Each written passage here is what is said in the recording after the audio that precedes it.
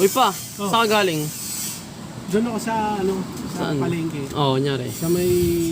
Doon sa may EDSA. Oo. May nakita akong manong. Ano? Nagtitinda ng mani. Oo. Ilang beses ako dumadaan doon, nakita ko yun eh. Mm. Maaga. Pagka, di ba nagmumotor ako, maaga ko siya nakita. May mani siyang binibenta sa munting kariton niya. Mm.